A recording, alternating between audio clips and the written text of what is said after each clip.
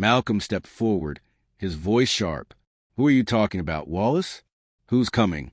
Wallace coughed, spitting blood onto the floor. His breath came in ragged gasps, but the twisted satisfaction in his expression didn't waver. "You think this is just me?" he rasped. "Boy, you've been playing checkers while they play chess." Langston stepped closer, gun still drawn. "Who, Wallace? Who's pulling the strings?" Wallace's eyes flickered, just for a second, toward the door. Then his smile widened. Malcolm frowned. That look, was he stalling? Wallace inhaled sharply, his voice barely above a whisper. "You're already dead. You just don't know it yet." Bang! A gunshot rang out, but it didn't come from Langston. Langston's body jerked back. His gun clattered to the floor as blood bloomed across his chest. Malcolm's eyes widened in horror. "No!" Before he could react, more gunfire erupted. The room exploded into chaos. Malcolm dove for cover as bullets tore through the walls. Langston hit the ground hard, his breathing shallow. More figures stormed into the room, dressed in black tactical gear. Their weapons gleamed under the dim lights. Malcolm recognized the logo on their uniforms, an emblem he had seen before in confidential case files. This wasn't just some hired muscle. These were professionals. Wallace chuckled, his voice weak but triumphant. "Told you." One of the masked figures knelt beside him.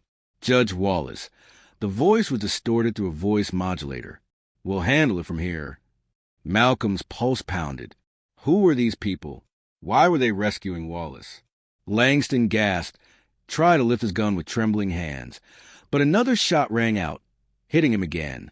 Malcolm's stomach twisted. "Stop." Wallace groaned, struggling to sit up. "Heh, you're in deep now, boy." Malcolm clenched his fists.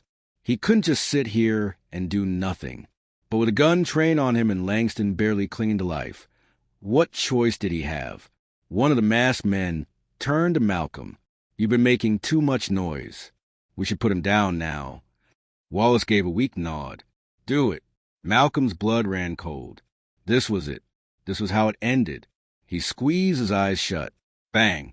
A gunshot, but not at him. One of the masked men staggered back, blood bursting from his shoulder. More gunfire erupted outside. Someone was coming. Wallace's eyes widened. "No. Take him now." The masked man grabbed Malcolm, yanking him to his feet.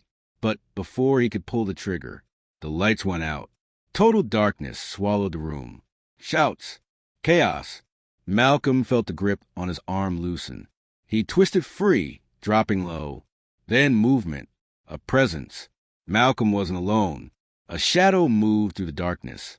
Silent. Deadly. One by one, the masked men collapsed. Grunts. Struggles. The sound of fists meeting flesh. Whoever was here was taking them out. Wallace let out a terrified breath. "What the—" A hand clamped over his mouth. Wallace thrashed, but a sharp crack echoed through the room. Wallace went limp. Malcolm's heart pounded. "Who?" The lights flickered back on. Standing in the center of the room was a woman. Black tactical suit. Braided hair. A scar along her jawline. Her piercing eyes locked onto Malcolm. She smirked. "You look like you could use a rescue." Malcolm's breath caught. "Who the hell are you?" She stepped forward. "Call me Jade." She glanced at Wallace's unconscious body, then to the remaining masked men groaning on the ground. "You're in deeper than you realize, kid." Malcolm swallowed hard. "What do you know about this?" Jade exhaled, rubbing her temple. "I know you just made enemies with people who don't leave loose ends." Malcolm's stomach twisted. "Who are they?" Jade's jaw tightened. "The same people who killed my father." Malcolm's mind spun. "What?" Jade glanced toward the door. "We don't have time. If we stay here, we're dead. You coming or not?" Malcolm hesitated. Langston was still bleeding out on the ground. Jade followed his gaze. "I'll get him out too. But once we go down this path, there's no turning back." Malcolm took a deep breath. He had already come this far. He couldn't stop now. He nodded. "Let's go." Jade gave him a sharp look, then turned toward the exit, then tried to keep up. As Malcolm followed her, one thought haunted him. If Wallace was only the beginning, Who was really pulling the strings? They stepped into the night, the air thick with tension. Jade had a sleek black SUV waiting in the alley. She threw the door open and nodded for Malcolm to get in. "We need to move," she said. "They'll be sending reinforcements." Malcolm hesitated. "What about Langston?" Jade glanced over her shoulder. "He's stable for now. I called someone to extract him, but we can't stay here." Malcolm clenched his jaw, then slid into the passenger seat. Jade jumped behind the wheel and gunned the engine. The SUV roared to life, tires screeching against the pavement. As they sped through the city streets, Malcolm's mind raced. "Who are you, really?" Jade kept her eyes on the road. "I told you, I'm the daughter of a man they murdered. A man who got too close to the truth." Malcolm narrowed his eyes. "And what truth is that?" Jade inhaled deeply, her fingers tightening around the wheel. "You ever wonder why Wallace was so untouchable? Why men like him always land on their feet?" Malcolm thought back to his own trial, to the way Wallace had mocked him in that courtroom years ago. Back then, he was just another black teen to be discarded. But Wallace wasn't acting alone. Jade continued, her voice low. Wallace was just a pawn.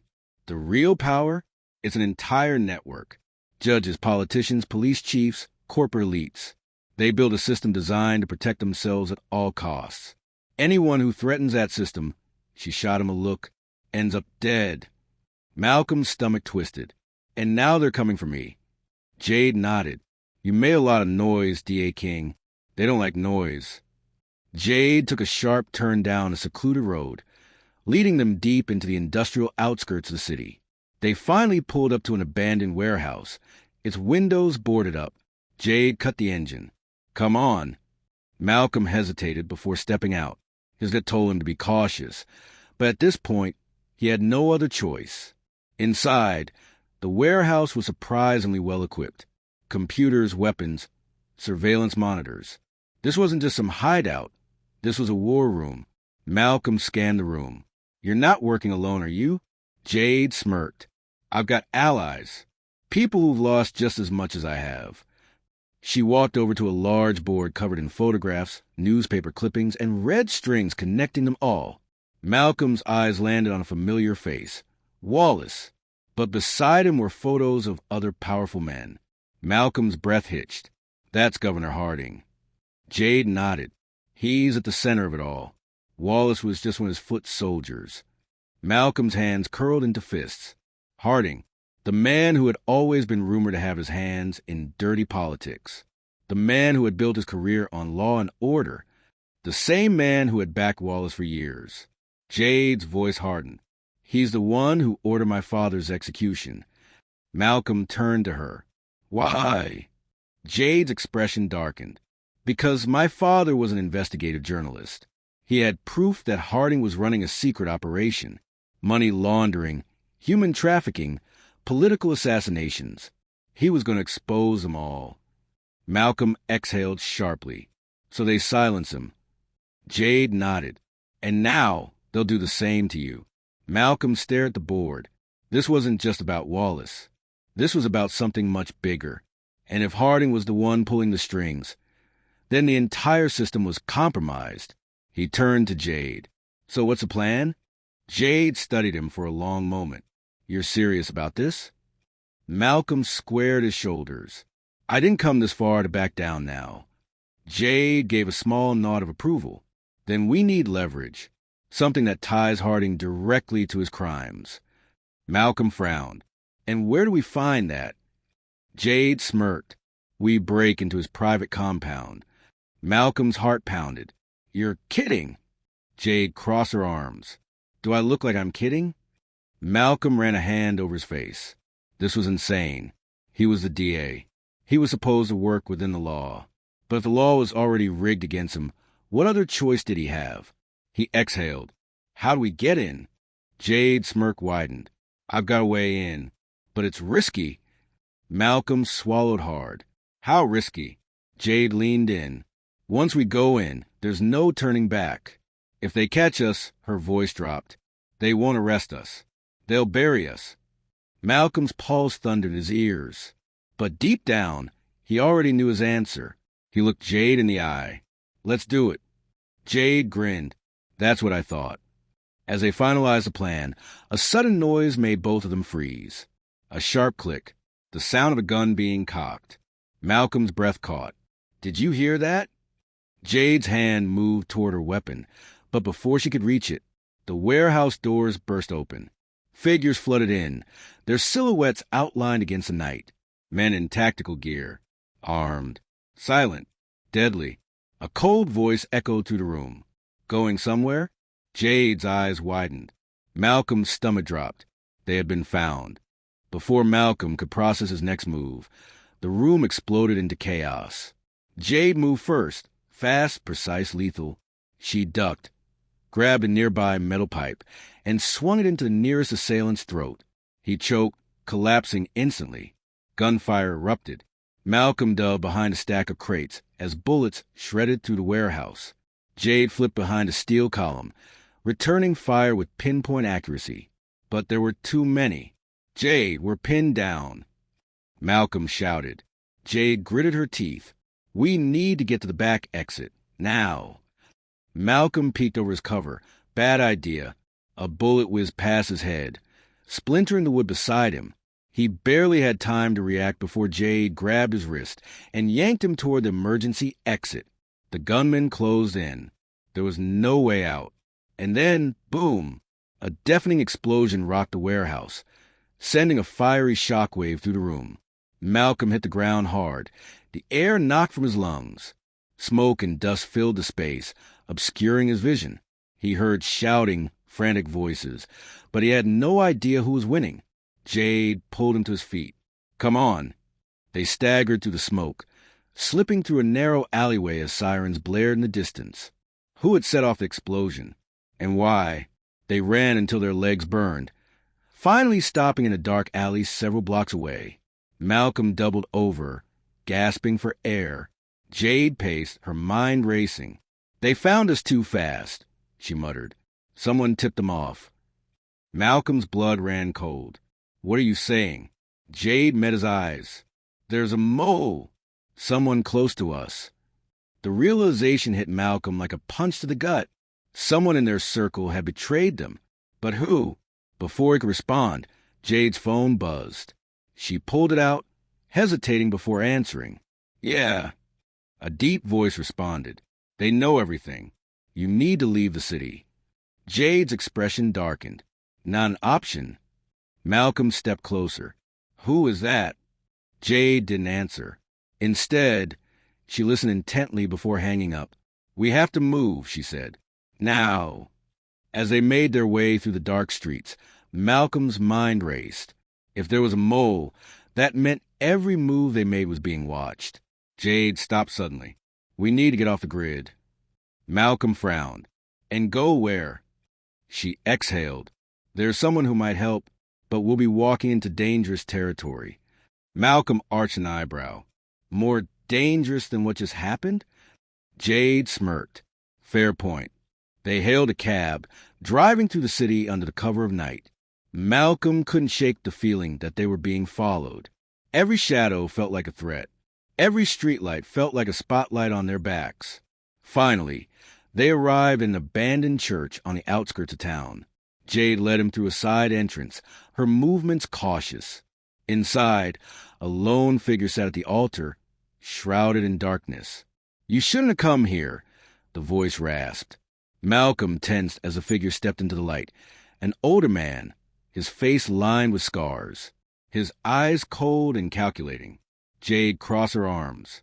We didn't have a choice. The man studied Malcolm. So, you're the new DA making enemies. Malcolm squared his shoulders. And you are. The man smirked. Someone who knows what happens to people who go against the system. Jade's voice was sharp. We need information. The man chuckled. Information comes at a price. Malcolm's patience wore thin. We don't have time for games. The man's smirk faded. Neither do I. He leaned in. You're already dead men walking. You just don't know it yet. Jade, clench your fists. If you know something, tell us. The man sighed, rubbing a hand over his face. You're looking for Governor Harding, right? Malcolm and Jade exchanged a glance. The man continued. You think taking him down will fix things? That exposing him will bring justice? He laughed bitterly. The people who run this operation, they don't play by the rules. They don't care about the law. Malcolm's jaw tightened. Then what do they care about? The man's expression turned grim. Power, and eliminating anyone who threatens it. Jade stepped forward. Then how do we stop them? The man hesitated, then pulled out a small flash drive. This is the last lead I have. It's a list of offshore accounts linked to Harding. If you want to hit him where it hurts, this is your way in. Malcolm reached the drive, but the man grabbed his wrist. His voice dropped to a whisper. Once you open this door, there's no going back. Are you sure you're ready for that? Malcolm met his gaze, unflinching. I've been ready. The man nodded and released the drive. Jade pocketed it quickly. We should go. As they turned to leave, the man called after them. One more thing. Malcolm glanced back. The man's eyes were filled with something Malcolm hadn't expected. Fear. They know where you are, he said. And they're coming. Before Malcolm could react, gunfire erupted outside. Jade's eyes widened. We've got company. Malcolm's pulse thundered. No more running. No more hiding. It was time to fight back. They stumbled through the dark tunnel, their lungs burning with each step. Malcolm could hear the shouts of their pursuers behind them. They weren't giving up. Jade's voice was strained. We need to lose them. There's an intersection up ahead. Take a right. Malcolm nodded, pushing forward. The tunnel walls trembled as another explosion rocked the ground above. Time was running out. Finally, they reached the exit, a rusted metal door leading into an abandoned subway station. Malcolm shoved it open, and they burst into the open, gasping for air. Where now? Malcolm asked. Jade's eyes darted around. Then she spotted a service ladder leading to the streets. Up there. They climbed frantically, emerging into a back alley. The night air was thick with tension, but for the moment, they were free. Jade pulled out the flash drive, staring at it. We need to get this to the media. If we go to the police, it'll disappear. Malcolm's mind raced. I know someone. Hours later, they sat in the dimly lit office of an investigative journalist, Lisa Carmichael, a relentless truth seeker known for exposing government corruption. Lisa plugged in the flash drive, her eyes widening as she scrolled through the files. Offshore accounts, money transfers, bribes, all tied to Governor Harding. This is explosive, Lisa muttered. Once I publish this, Harding's finished. Jade crossed her arms. Do it fast. We barely made it out alive. Lisa nodded. I'll broadcast it on every major outlet. By morning, the world will know. Malcolm exhaled, the weight of everything sinking in. It was almost over. The next morning, the news broke. Governor Harding's empire crumbled in real time. Every major network covered the scandal, his corruption, his illegal dealings, his ties to Wallace, and the judicial corruption that had nearly destroyed Malcolm's life years ago. The FBI issued an immediate arrest warrant. Harding tried to flee, but law enforcement caught him at a private airstrip. Handcuffed, humiliated, and powerless. Malcolm watched the footage from his office. A slow smile spread across his face. Justice had finally been served. Jade smirked. Took him long enough. Malcolm turned to her. It's not just about Harding. This was about every person they crushed under their system. Every kid who never got a fair shot. Every innocent man they locked up. This, he gestured to the screen, this is for them. Jade placed a hand on his shoulder. You did it, Malcolm. He shook his head. We did it. Days later, Malcolm stood before a packed courtroom. The same one where Wallace had once humiliated him. But this time, Malcolm was in control. Wallace, now facing his own corruption charges, sat in the defendant's seat, his face pale with fear. Malcolm stepped forward, meeting Wallace's gaze. Funny how life works, huh? You once told me I didn't belong here. Now I get to decide your fate. Wallace swallowed hard. He had no power left. Malcolm turned to the jury. Your Honor, the prosecution is ready. The gavel slammed. Proceed. Justice was served. The system that tried to break Malcolm was now being rebuilt by him. This story is proof that no matter how much they try to hold you down, you can rise. If you love the series, make sure to subscribe for more powerful stories like this. And let us know in the comments, what was your favorite moment? We'll see you in the next one.